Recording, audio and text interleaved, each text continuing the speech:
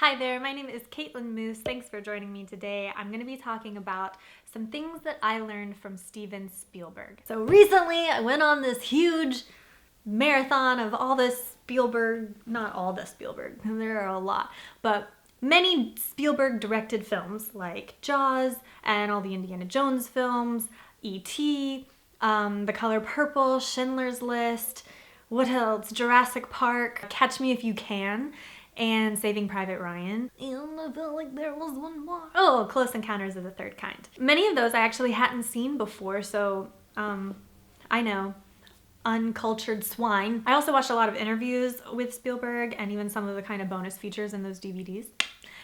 Remember those? As well as read some biographies, and one I really liked, and I'll link it below if you're interested in that. I'd love to know, before we get started, what is your favorite Spielberg film? Let me know in the comment section. I think mine is probably Jurassic Park. I love that movie. I can watch it over and over and over again. So, throughout immersing myself in Spielberg films and biographies and interviews, really kind of trying to get down to, I don't know, how Spielberg thinks, I came up with 10 pieces of advice that I think are great and could apply to anyone that I'd like to share now and also keep in reference for me for the future. Hi, future me. So the first piece of advice would be to have a full family life. Spielberg says in that biography, more important, far more important, I have had an extraordinarily happy life.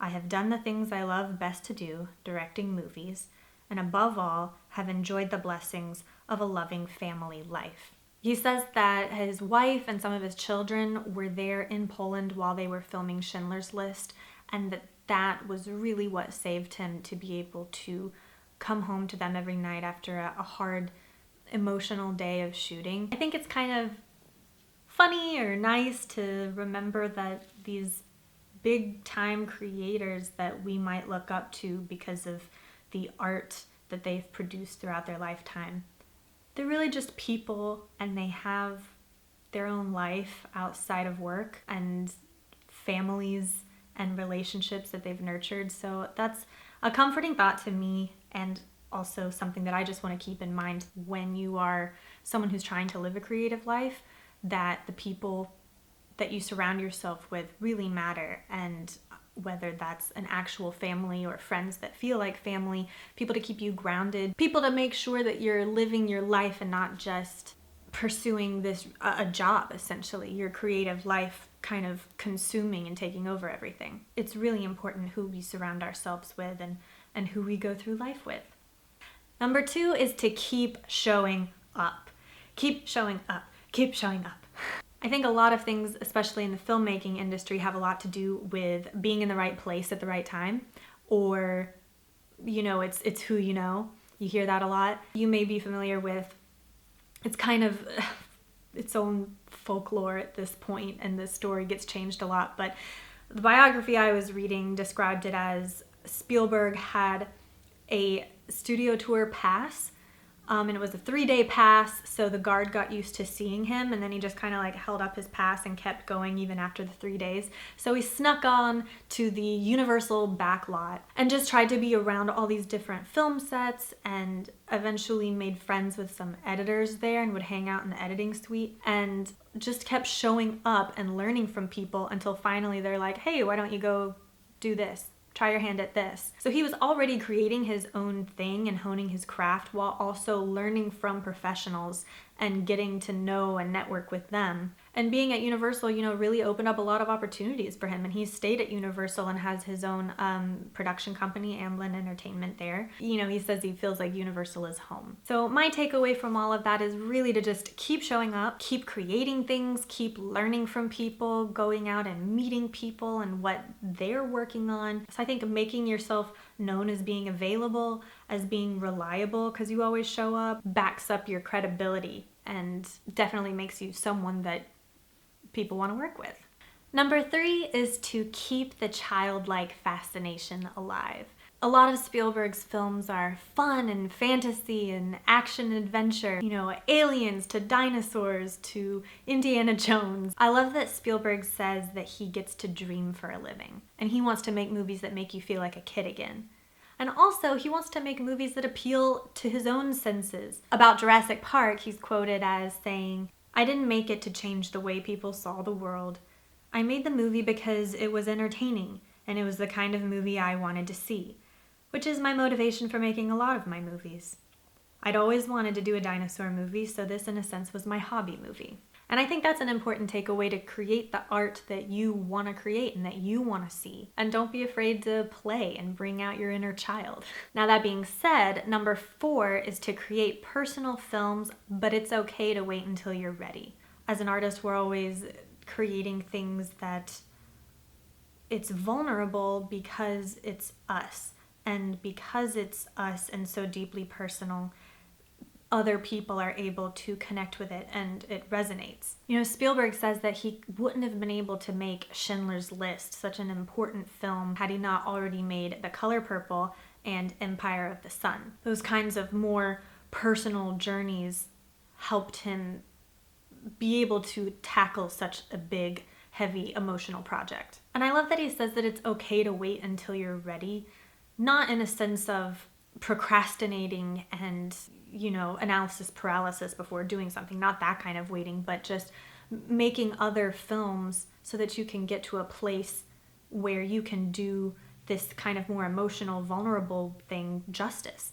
So, of course, Spielberg started out with all these fun, like we said, the sci-fi, fun, fantasy type films, but they were also covering themes of this, you know, absent father figures. Spielberg's parents were divorced and he felt like his dad kind of wasn't there for him in a way, and he had to work through that. So you'll see themes like that kind of in Close Encounters and even E.T. And then his characters kind of transform to these fathers that are taking responsibility. So you can definitely see that arc in Spielberg's work. He even says, "For me, E.T. was both the quintessential story of my childhood and at the same time the end of my childhood. And it gave me the courage, based on its success, to start to tackle more adult subjects. E.T. gave me a kind of free pass to fail." And I love that, you know, people saying that he only does kind of these childish films when really he was bringing his own personal story to them. Along those same lines of kind of following your own creative artist's journey, he talks about, as you grow older, you just naturally want to turn to stories that take up more serious subjects than, say, big sharks and even bigger dinosaurs. Which brings me to number 5, a movie can be a mission. I think already, no matter what it is that you create, there is the version that you have created for yourself and that you intended it to be, and then it kind of goes off on its own journey where an audience is going to interpret it how it wants, and it kind of has this life of its own. But what I specifically mean about a movie being a mission is that by making Schindler's List, Spielberg was able to bring about the Shoah Foundation, and that is a digital database of more than 50,000 interviews with Holocaust survivors. And Spielberg feels like it's some of the most important work that he's done. If you're thinking about creating something and how important it is to tell our stories, Spielberg says, "I think every country should tell stories about their own history. The British have certainly made some of the great stories about World War II. I think that we are responsible for telling as much of what we know and who we are as possible, and we expect that of everyone else who has a story to tell." So if you are a creative person looking to tell stories, I hope that you can take that and know that your story is important, that your history is important, your community and your culture is important, and to share that with the world and to have that be part of a bigger legacy. So number 6 is a big one, that is find your tribe. It is so important to find your community, find your tribe of people who are making things, people you can learn from. You know, Spielberg came up at the same time as directors like Scorsese and George Lucas obviously became a really great friend of his, and they all were kind of learning at the same time and came up the ranks together. But I mean, they were at the same parties and interacted together. It's not just like we kind of see their movies come out at the same time. They were actually in it together. So having those friends you can rely on and commiserate with that are going through the same things as you, and also kind of pushing each other to do better and to keep going. And along those same lines is also to find people that you love to work with and keep working with them. So if you think about Spielberg's style, it's gonna have a lot of the same people that are contributing to that. So you've got Kathleen Kennedy as the producer on a lot of his films and a confidant of his, as well as you see that Michael Kahn is his film editor for a lot of his movies, and that's gonna contribute to his style. And then of course the big one that everyone knows, John Williams, scoring so many Spielberg films, and just, it's like, it's part of it. It's what you think of when you think of Spielberg, or these big sweeping John Williams scores and these themes that just get stuck in your head. So that's all about finding your tribe, finding people you love to work with and love to create with, and just keep growing together. Number 7 is don't let failure keep you down for long. You just gotta dust yourself off and keep going. Get up, try again. And also it's important to remember that just because something feels like a failure doesn't mean there isn't something that you could learn from it or get out of it. So when you look at one of Spielberg's so-called failures, kind of a box office flop, would be 1941. But at the same time, that's where he met Kathleen Kennedy, who, like I said, became a producing partner and a lifetime friend. Or Temple of Doom, the second Indiana Jones, didn't receive the same kind of praise as Raiders of the Lost Ark, but that's where he met his future wife, Kate Capshaw. So important to remember that failure can still have something to teach us, or doesn't have to necessarily be a failure. And also that failure is going to be part of anyone's life, but especially part of the creative journey. You're not going to just sit there and hit home runs. So it's important to learn from it. Don't let it keep you down, and keep trying. And I love, this is another quote from that biography. Spielberg says, "I have been fortunate to have had commercial success and a certain amount of critical favor. I have made movies that I've been proud of, and those that turned out to be less than I meant them to be did not sidetrack me for long." And that brings me to number 8, which is let mistakes and setbacks become opportunities, or always be problem solving on set. So you may be familiar with the story of while they were filming Jaws, the big shark stopped working. So they had to find a way around it, and what Spielberg did was he just didn't show the shark for nearly as much as he was planning on in the film.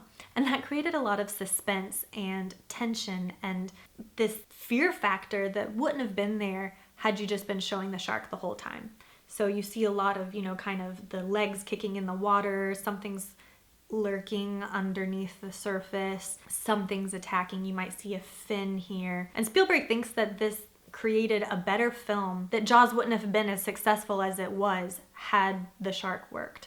So having that creative work around transforming it into something better is a great takeaway. That's also something that we learn in improv or in acting. If someone makes a mistake, that's usually kind of where the best moments happen, because that just makes the scene or whatever, the dialogue, so much more authentic, because you kind of fumbled your way through it, and you might kind of let go in a way that you wouldn't if you're just sticking to a memorized script. So it's really leaning into those moments where you think things are worse because you've made a mistake, and transforming that into something better than you could have imagined or planned for. Number 9 is short, simple, feel the fear and do it anyways. I was really surprised to see, and maybe pleasantly surprised, that in an interview Spielberg says that he still gets nervous. Kind of part of his journey that I was talking about is that he's identified as an outsider a lot. But the fact that he still is this big, successful director and still gets nervous going onto a set, I think is comforting, just from a sense of you're never going to reach some peak where it all goes away.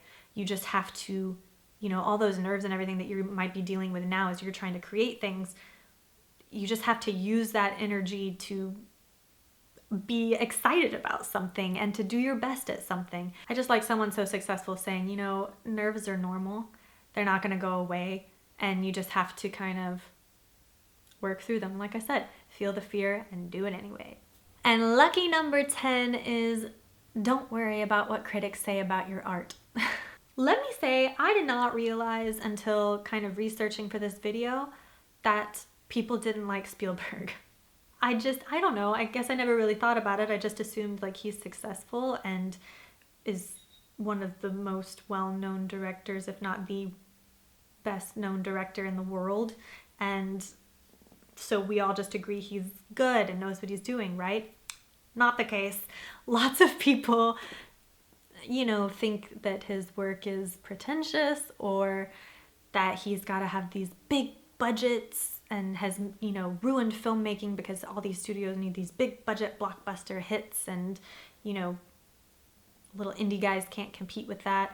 Or that he's not really making art when he makes these big flashy action films, that it's lacking substance. Or I missed one, that he is criticized for telling the audience how to feel.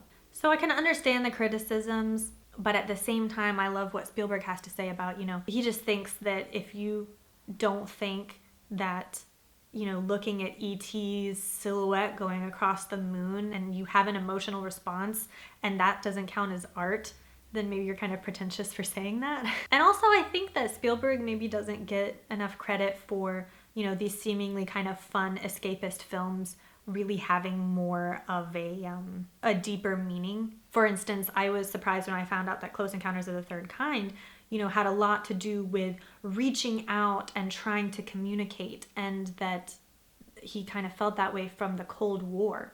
And so this was kind of, these kind of reaching out to the Soviet Union instead of being at this stalemate saying, we need to communicate. I'm curious to know, do you think Spielberg is good or not?